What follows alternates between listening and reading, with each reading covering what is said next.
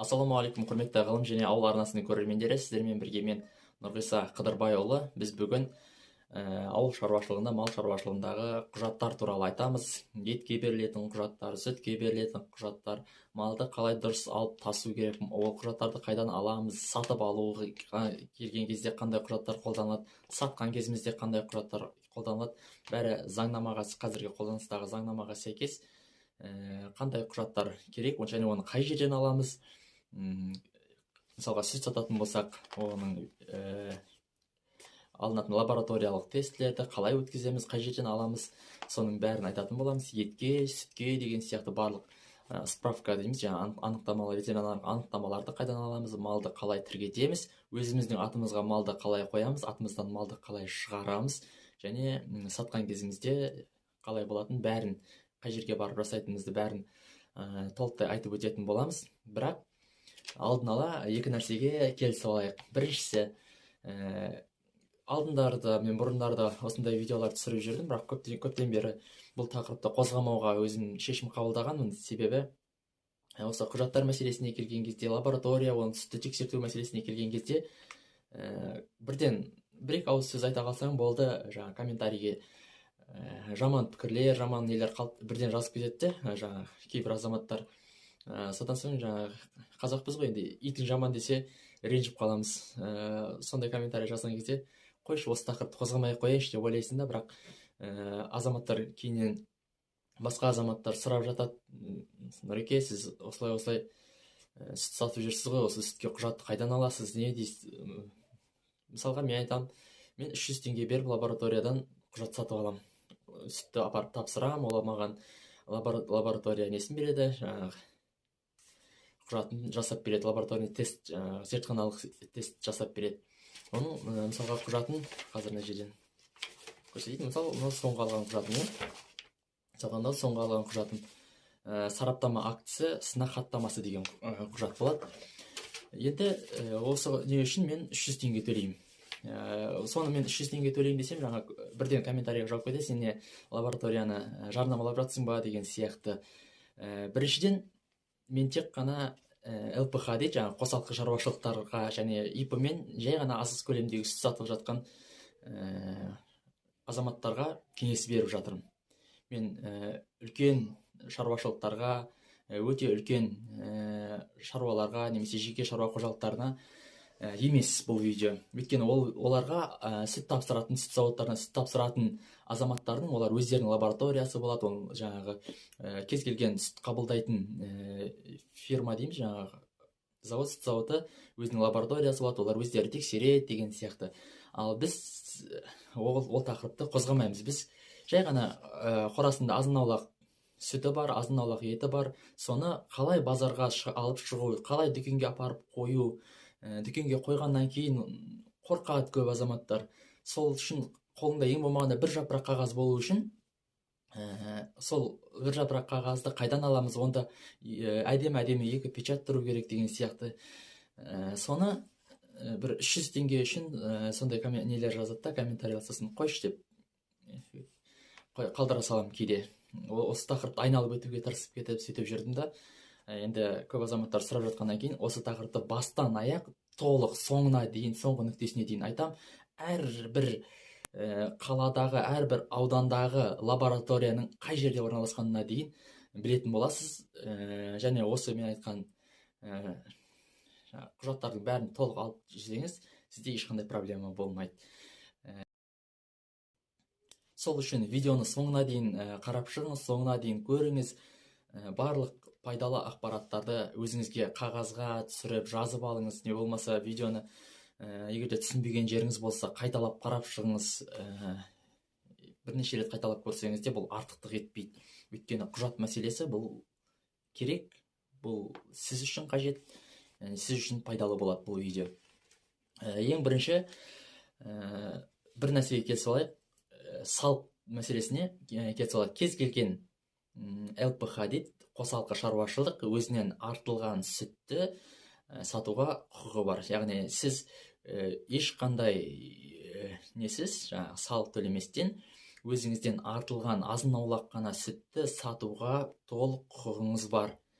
не болмаса ИП ашсаңыз да, дәл солай ИП ашпасаңыз да, егер де қосымша мысалға вахтамен жұмыс жасайсыз, ал үйіңізде әйеліңіз қарап отыр, мысалы бір ешкі бар, екі ешкі бар, маңызды емес азын аулақ нені сіздің сатуға құқығыңыз бар. Тіпті үстіңіздегі киім тозса да оны сатуға құқығыңыз бар.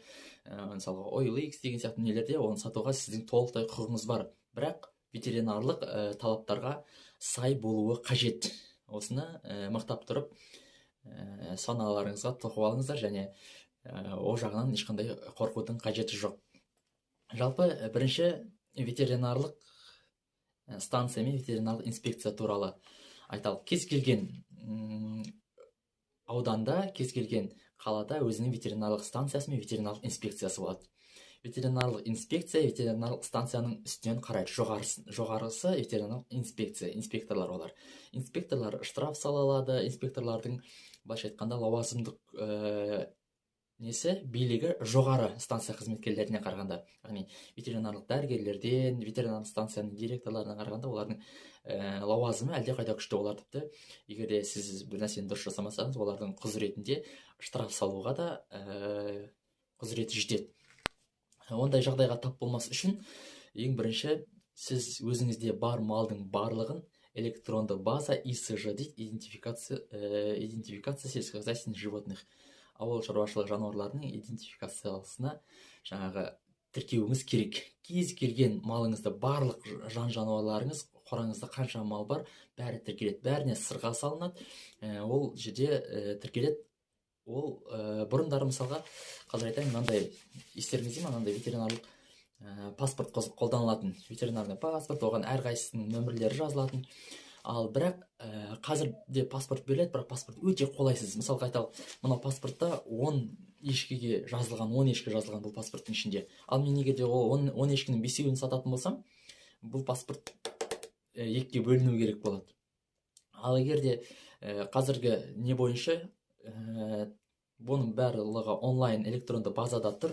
Электронды базада ИСЖ-да, яғни біріншісі номер, учетқа сол тіркелге қай уақытта қойылғанын, қандай түлік екен, қандай жануар екен, не үшін қойылғанын, яғни сіз сатып алдыңыз ба, я болмаса оны туылды ма, сіздің қораңызда сол лақ болып, не болмаса қозы болып туылды, сол үшін жаңадан қойылды ма, туылған несі, күні, қай уақытта туылғанын, жасын, жынысын, даже тіпті піштірілді ма, піштірілмеді ма, соны тұқымын, породасын, яғни направление дейді, направление қандай бағытта ұсталынып жатқан, яғни ол сүтті сиыр ма, әлде не болмаса жаңағы ет бағытында ма, я болмаса сүтті етті бағыттағы ма, егер қой болатын болса жүнді бағыттағы қой ма, соның барлығы да бұл неде тіркеледі. Асыл тұқымды ма, асыл тұқымды емес па, сосын метод идентификация қандай жаңағы немен тіркелгенін, индивидуальный номер животного, кез келген жануардың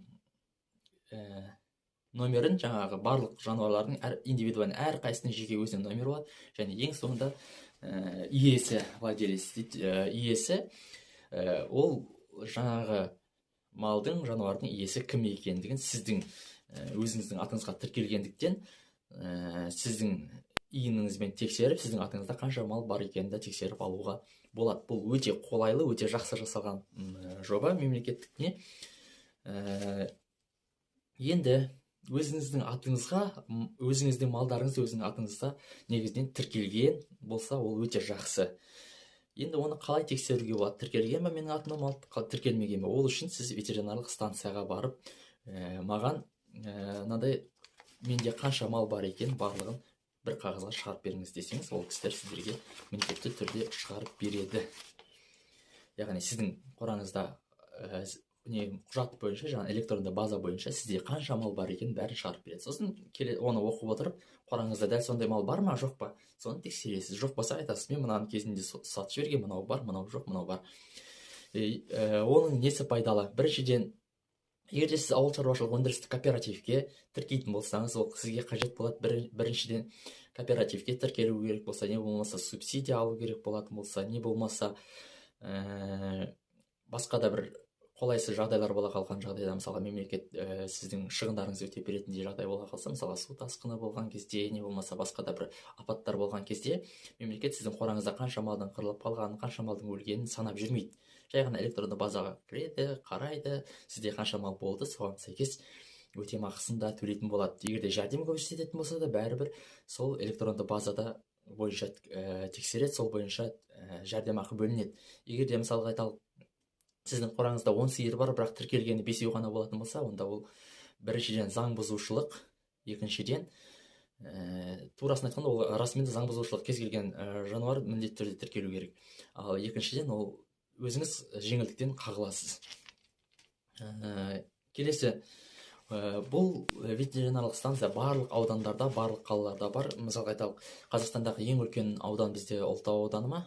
Ұлытау облысының Ұлытау ауданы ветеринарлық станциясы деген болады. Мысалға, Түркістан облысының Сайрам ауданы ветеринарлық станциясы. Ең көп халық тұратын Алматы облысының Еңбекші Қазақ ауданы болса, Алматы облысы Еңбекші Қазақ ауданы ветеринарлық станциясы. Ветеринарлық станцияға міндетті түрде барыңыздар, жолығыңыздар, өзіңіздің иініңізді беріңіздер. Менде қанша мал бар, соның барлығын міндетті түрде тексертіп алыңыздар. Бұл құжаттардың ең әуелгісі, ең бастапқысы. Ал енді әрі қарай көшейік. Енді бізде печать для ветеринарных справок деген печать болады. Айтпақшы, бір нәрсеге келсе алайықшы, тіл мәселесіне.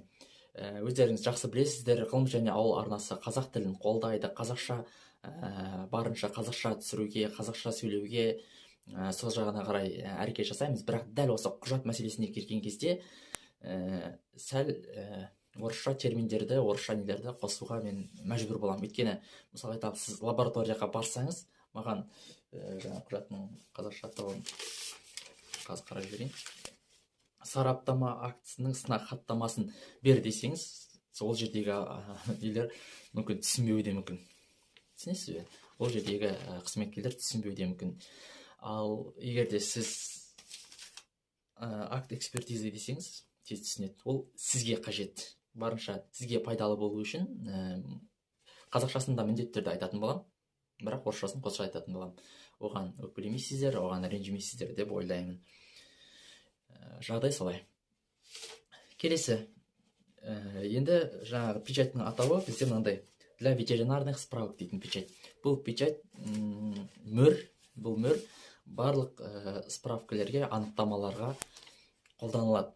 Бірінші біздің анықтама, және ол ең оңайы бұл етке жаңа сататын кезіңізде, етке өткізетін кезіңізде. Бұл бізде айталық жаңа ең оңайы.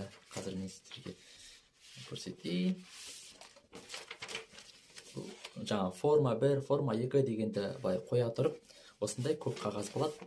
Және екінші бетінде қандай жануардың несі, жаңа номермен бағана айттым ғой, тіркелген деп. Мысалға айталық, мына жерде қой, мына жерде мен сатып жатқан, етке өткізіп жатқан беспородный болған, яғни асыл тұқымды емес, ешқандай асыл тұқымды емес, беспородный деп жазылады. Одан кейін оның номері, оның тексерілген күні, қай уақытта қандай екпелер егілді, вакцинациясы, көктемгі, күзгі деп беріледі. Және мына жерде приложение к вет справке номер дейді. Мынау қағаз, яғни мынау бірінші қағаздың екеуі бір екендігін, екеуі бір-бірімен қоса жүретінін тіркеп сіздерге береді.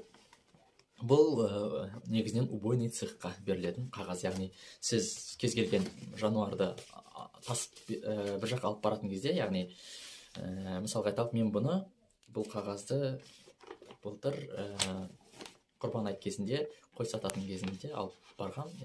Сол жерде мал соятын орында мал сойылды, таза сойылды, бәрі қадағалаумен болды. Ал менде тірілей алып баратын кезде мынандай құжат болды. Және автотранспорт қандай көлікпен апарғаным, не үшін апарғаным, убой деп жазылған, яғни сою үшін, не үшін сою үшін, қандай автотранспортпен, қай жерден, қай неден, және иесі осындай құжат беріледі. Бұл құжатты алдын ала, егер де сіз малыңызды етке өткізетін болсаңыз, қандай неге барып өткізетініңізді ветеринарлық неге барып тапсырасыз, өтініш қағаз сізге береді. Сол өтініш қағазды толтырып бересіз. Ол қағаз толтырып бергеннен соң сізге осындай құжат береді. Болды, бұл ең оңайы.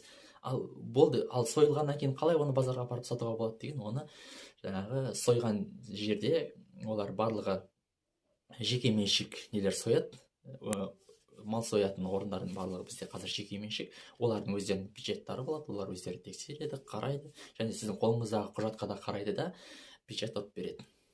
Бұл ең оңайы осы.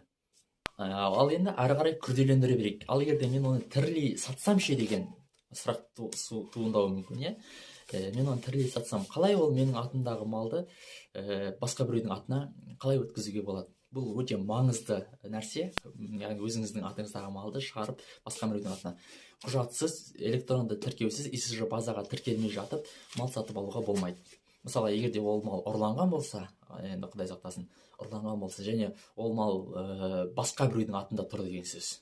Дәл қазір ол іздестірілуде, жаңағы полициялар оны іздеп жүр деген сөз. Ол малды, ал оны сіз оны сатып алсаңыз, ерте ме кеш пе ол мал бәрібір табылады. Және өйткені бізде өзі солай, мал міндетті түрде табылады. Бірақ көбіне сатылғаннан кейін, ұрылардың қолынан емес, сатылғаннан кейін бар, оны сатып алған адамның қолынан табылады көбінесе. Ал енді сол үшін құжаттарымен, құлағындағы сырғасымен сондай малды сатып алуыңыз керек. Ол үшін бірінші малды бар көрдіңіз, қарадыңыз, иә. Енді құжаттарды алу үшін ветстанцияға, сол сататын адам ветстанцияға барады, өзінің атынан уақытша шығарады. Өзінің атынан шығарады. Егер де сіз бір ветстанциядан болсаңыз, яғни мысалы айталық, Түркістан облысы Сайрам ауданының ветстанциясынан қайтадан Түркістан облысының Сайрам ауданының ветстанциясына қарайтын екі адам бір-біріне көрші ауылда немесе бір ауданда тұратын азаматтар бір-біріне мал сатса, онда оның жарасы жеңіл. Бір ветстанцияда жүзеге асырылады. Ал егер ветстанция екі түрлі болатын болса, бірінші ветстанциядан уақытша ол мал тіркеуден шығарылады. Тіркеуден шығарылады да мынандай қағаз беріледі, мен сіздерге қазір көрсетейін.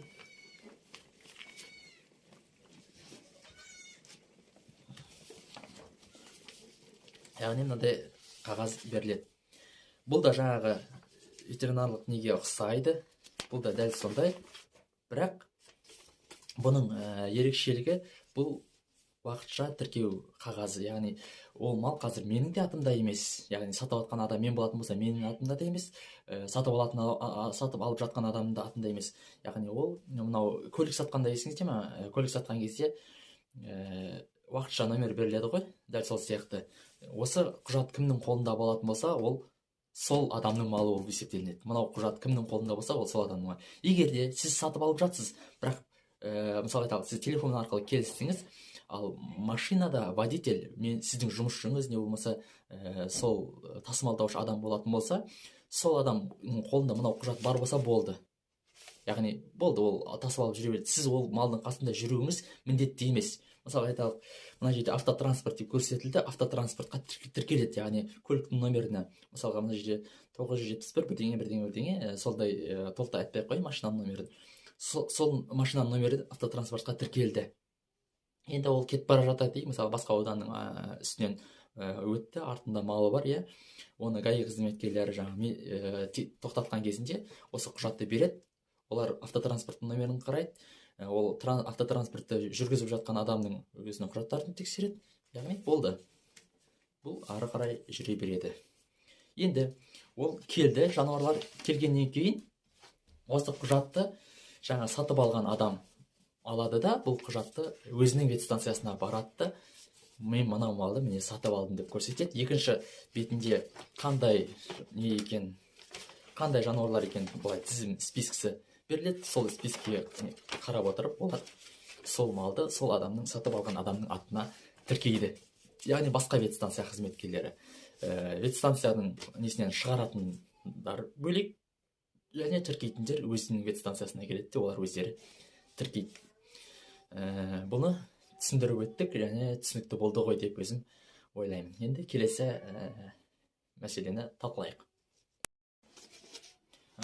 Келесіден талқылайтып айтып қойдым, бірақ осы жерде шегініс жасап өтейікші. Бұл тек қана жан-жануарларға ма деген жеріне сұрақ туындауы мүмкін. Соған жауап беріп өтейік. Бұл мына жерде справканың несінде былай жазылған.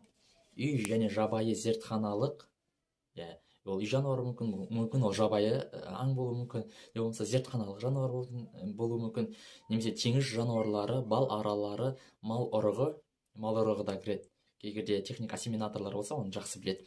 Эмбриондардың тасымалдануына, инкубациялық жұмыртқалардың, балық уылдырығының барлық түрлеріне осы құжат беріледі. Бұл құжатқа для ветеринарных справок дейтін, яғни ветеринарлық анықтамаға арналған деген печать орнатылады, мөр басылады.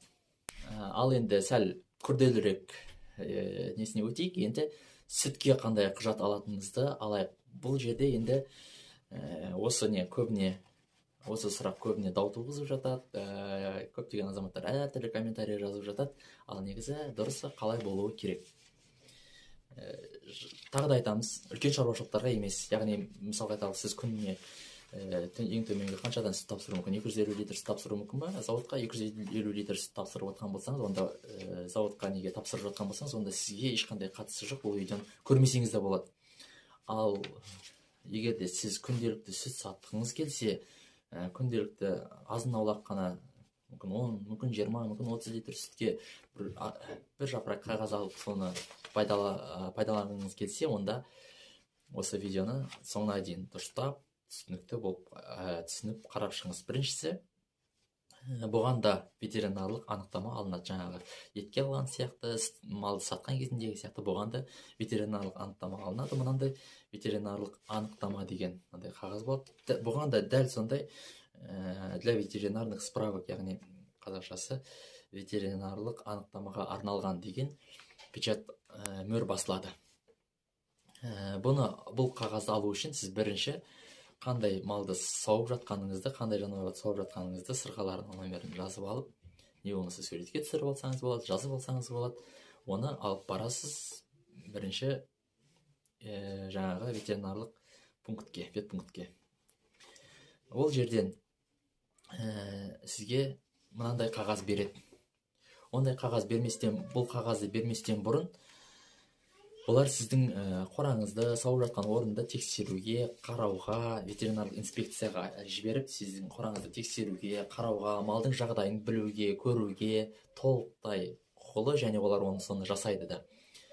Бұдан аса қорқудың қажеті жоқ. Олар былайша айтқанда кез келген шаруаның, кез келген жеке қосалқы шаруашылықтың, яғни азамат үйінде азын-аулақ мал сауатын азаматтардың барлығында бірдей дайынный зал дейміз, яғни мал сауатын орын, бөлек зал, оның бәрінде бірдей жоқ. Сондықтан да олар да оны жақсы біледі.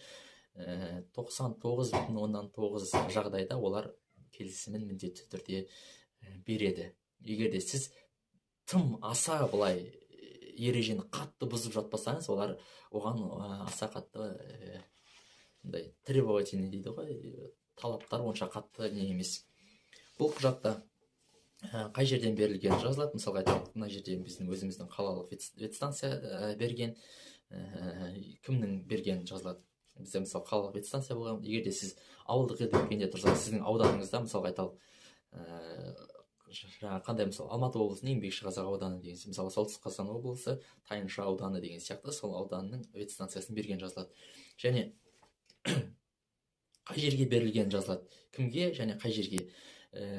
Сіздің аты жөніңіз, иін дейміз, иін номеріңізді, және сіздің қай жерде сатып отқаныңыздың адресін жазылады.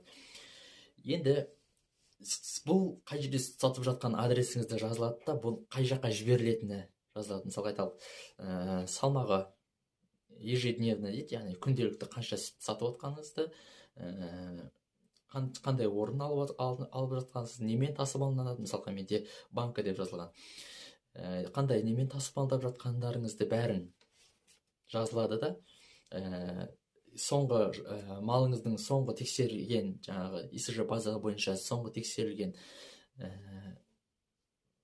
нәтижесі жазылады. Мысалға мына жерде исследование на бруцеллез дегенде датасын жазған, соңғы қай уақытта тексерілген, отрицательно, яғни ондай бруцеллезбен ауырмайтындығы туралы құжатта осында бірге беріледі. Барлығы бір анықтама. Сонда және қай жаққа бара жатқанды. Мына жерде жазылған город Теміртау, рынок центральный дейді, яғни орталық базар. Бұл не үшін айтып жатырмын? Және қандай көлікпен тасымалданатын, қандай температурада тасымалданатын. Плюс 4 градус температурада, сосын көліктің номері. Енді плюс 4 градус температура дегеніміз бәрі бірдей сақтай алмайды, ол аса қиын, бірақ шамамен. Егер де қаласаңыздар, мен бұл туралы толық қазір видео жасап өтедім, ол бөлек болады. Мен базарда тұрып сүт сатпаймын, оны бәріңіз жақсы білесіздер, бұрыннан бері айтып жүрмін. Бірақ енді не үшін мен рынок центральный деп, орталық базар деп құжат аламын? Мен мынау қағазды алу үшін. Яғни бұл кішкентай ғана қағаз, бұл аса қатты рөл ойнайды. Жаңағы көк қағазды мен алып аламын да, орталық базарға кішкентай банкаменен лабораторияға сүт алып барамын. Ол лабораторияда мен тексеріп береді. Орталық базарда ет сататын отдел болады, сүт сататын отдел болады, және бір түкпірінде барлық базарда, ол сіздің ауданда болсын, қалалыңызда болсын, жақын маңдағы барлық базарда ондай лаборатория міндетті түрде болады. Жабық базар дейді, крытый дейді ғой, жаңа жабық базарлардың ет сататын бөлімінде, сүт сататын бөлімінде бір түкпірінде бір кішкентай ғана лаборатория болады, есігін қағасыз, сол жерде жақсы тәтелер отырады. Сол кісілерден мен мынау сүтім, осыны лабораторияға алып келіп едім дейсіз, жаңа қағазды бересіз, сол қағазды көреді де, сосын сізге мынандай лабораториядан сүтіңізді алып қалады.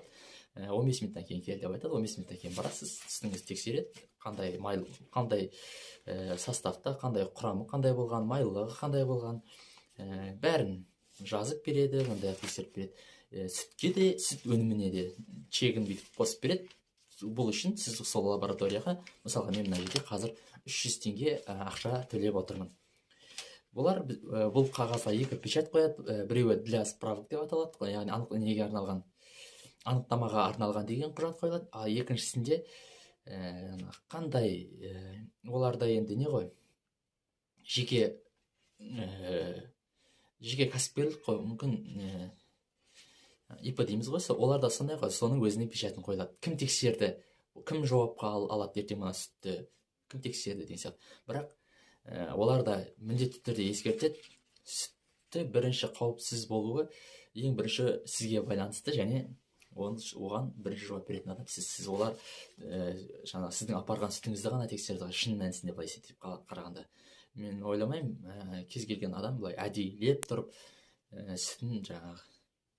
Жалпы сүт мәселесіне бөлек бір видео түсіру керек сияқты, міндетті түрде жасау керек.